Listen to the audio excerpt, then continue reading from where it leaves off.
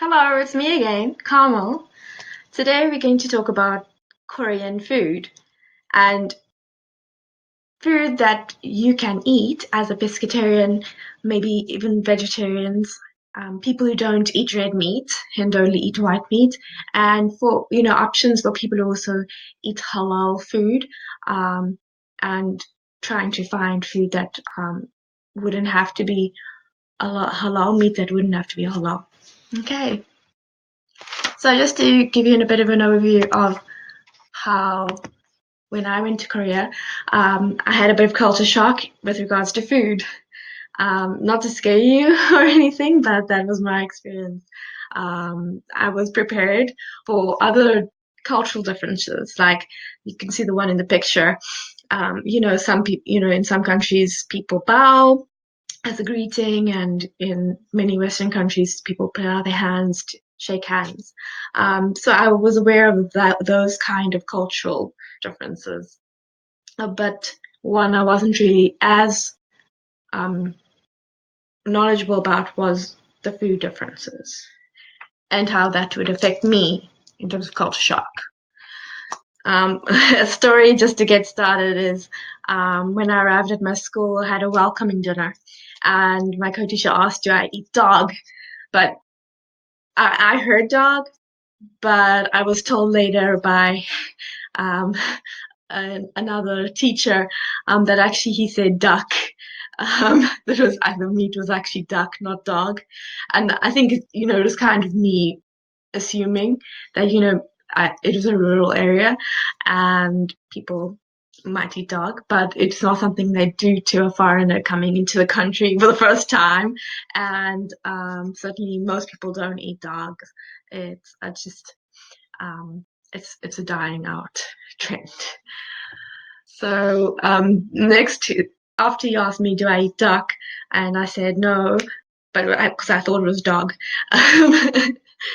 He asked, do you eat seafood? And I have a different perception of seafood. My perception of seafood is, fish and chips, something battered and fried.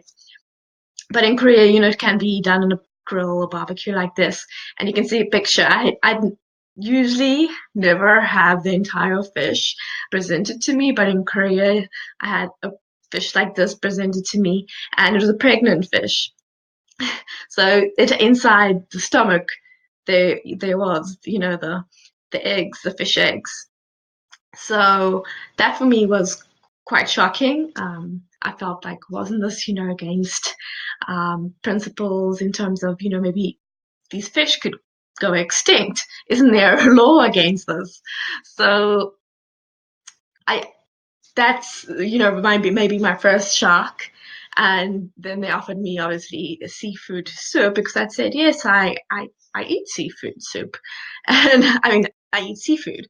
Um, and so there were snails, and I don't remember how the snails tasted, but I did eat the snails.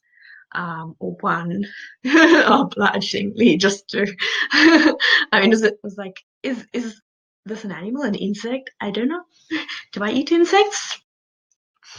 So, and then the other thing I heard a lot of people talking about, which really scared me, was the live octopus. I never had this presented to me, but apparently, the legs, the tentacles move around in your mouth and stuff, and that freaked me out. So that's how my culture shock related to food. The things I heard, the things I saw, miscommunication. So obviously, when I said yes, I eat seafood, I imagined this beautiful platter, seafood platter. And one thing, so squid is called ojingo, and that's quite popular in Korea. When they ask, do you eat squid? Then I imagine calamari, but then I got this squid soup, and you can see the tentacles, and you can see like the the different points on the legs, the feeling, the suckers and stuff, and that freaked me out. That probably is the first meal that really freaked me out as well. So one of the things you have to be aware of is the fact that even though there's so many differences between our cultures, think about our cultures as icebergs, and certain things are very visible above the surface. Food, festivals, religion, certain things are very they're above the surface, you can see them immediately. There are things below the surface that we have in common. The reasons that we do things, these are below the surface. And the reasons we may, make a certain kind of food or communicate in a certain way, maybe the underlying reason is the same. The behavior, the value that they hold, that people hold, may be the same value. For example, attitudes towards elders, specifically maybe to respect an elder, might be different in one culture to another culture. And that's something, but the underlying value is to respect the elder. And respect is the common thing that we both hold dear. So that's what you're going to learn a lot of when you move to another country. So just remember to be open-minded, ask for advice from other people, get involved in the community, because the more you get involved, the more you're going to learn. And find a hobby. It helps you de-stress, think things through, and see things from another point of view. So let's ask Jin. Here's Jin. What Korean food can we eat other than kimchi and rice every day at school? So the one thing you can eat is jeon. Okay, like this. You can see the Korean here for jeon. And there's different kinds of jeon, but the two main kinds that I enjoy and eat are kimchi jeon, and you can see the Korean writing so that you can show this, these pictures to someone at a restaurant, or you can find these words at restaurants and you'll be able to order something. So kimchi jeon is, as it says, it's kimchi, and jeon is like a pancake. So it's like a kimchi pancake, a savory pancake. And then the one on the side is pa jeon, and pa is like onion. It's a green onion. So it's pa, so onion pancake. So both are very good options for vegetarians and pescatarians and everything. And then there are quite a few fish ones as well, where there's fish inside the jeon. So just be aware that if you're vegetarian, you might not want the squid, the original jeon. Okay. And then tofu. So tofu, my friend, is your friend. Dubu. Okay. In Korean, tofu is dubu. And first you have the seafood, the soup here. Sundubu jjigae. It's a spicy, soft tofu stew. Sometimes there's seafood in here, like crab or snails or something, but you do get vegetarian ones as well. But most of the time, it will have some kind of seafood in there. And then there's this tofu. It's fried tofu with sesame seeds and soy sauce. That's vegetarian, and you can eat that. And then this one is Korean soybean paste soup. Usually, if they go, my co-teachers would go to a Korean restaurant where there's beef, maybe as the main meal. At least I would be able to have rice and doenjangguk. It's called doenjangguk. That at least I'd be able to have. And it's quite filling, the two of them. So those are your pretty good options for winter as well. Would be sundubu jjigae or doenjangguk. Just show them that. And then also the doenjangguk, you can also get it in Home Plus or Emart. There's street food as well. You can eat quite a bit of street food. The omok. Okay, you'll see a lot of people standing around and eating these. It's fish cakes. Tteokbokki. Your students would eat this. This is vegetarian. Okay, it's rice cakes. They'll circulate around. Rice cakes within a sweet, spicy sauce. Tteokbokki and fish cake. Hatba. It's called a hatba, and it's like a fish cake. Sometimes it's like a shrimp inside, or you can see you get a whole bunch of different ones, but you also do get vegetarian as well. So just ask, because sometimes they've made vegetarian ones at some hot bar places. And then dessert street food. So this is actually a dessert. It's sweet. It's egg rang bang, and it's egg bread, but it's got a bit of sweetness. I like bungobang. Bungobang means goldfish bread. And inside can be beans or custard. Usually they ask you, Custard, they say cream. So pat or cream. Pat is a bean. It's a adzuki bean. And then this is hotdog. Hotdog is very delicious. It's ho from the hobak. Hobak is pumpkin. And so it's like a pumpkin bread.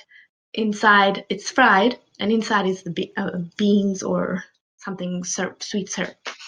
And then hoju gwaja is a walnut snack. It's quite good. It's made from walnuts. Then chicken dishes, if you eat chicken, the galbi. On the side, it's a spicy dish with a whole bunch of things in it.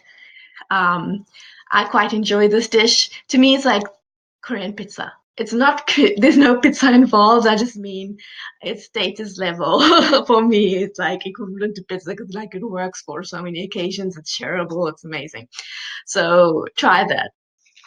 And then obviously, regular fried chicken. There's so many varieties in Korea, but this is like a sweet version here with the sesame seeds, which is quite common.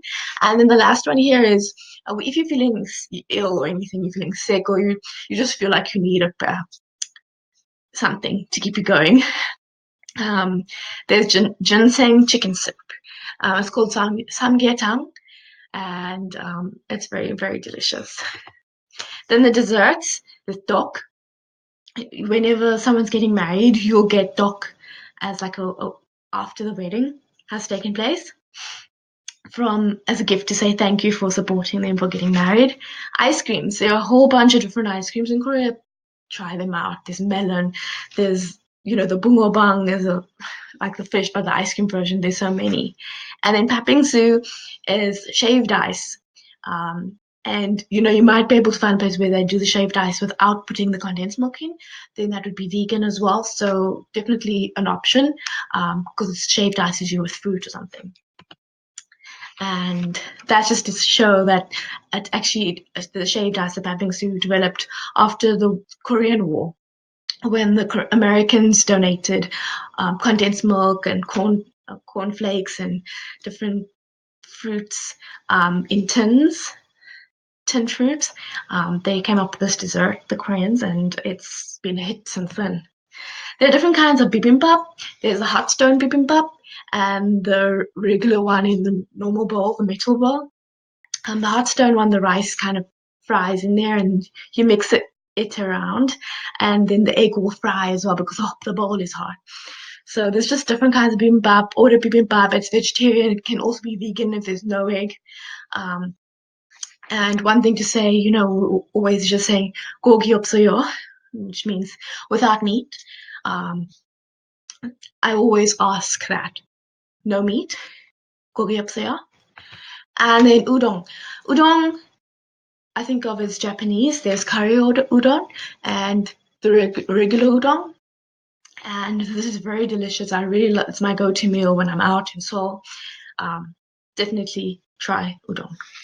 And then japchae. Japchae can sometimes have beef, but usually it's supposed to be with no beef. So just double check again.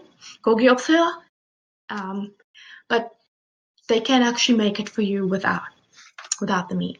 It's very easy because it's fresh vegetables and fresh noodles. So it's yummy. Bibimbap is kind of like bibimbap, but instead of the rice, the bap, there's naengmyeon. Naengmyeon would be the cold noodles. So it's a cold noodles, a summertime treat. There's a couple of cold noodle dishes in Korea which would usually be vegetarian, and I would suggest you try them. Kimbap and ramen are your fast food. So you get the triangular one. There's chamchi, which is tuna. Chamchi means tuna. Chamchi mayo. Okay, so it's mayonnaise. You get it in the triangle, and you get it like this in the long one. And inside is sliced and like around like sushi. This one is a chicken one, half spicy chicken, half soy chicken. So that's a good option for you as well. And then of course is the ramen. And also remember that the kimbap, these can be made in your town. Sometimes there's someone who makes it, and there's a kimbap shop, and you can order the the way you want it. So you can choose the items inside. You could say yache, vegetables, yeah. Or you could say tuna or chicken, whatever you would like.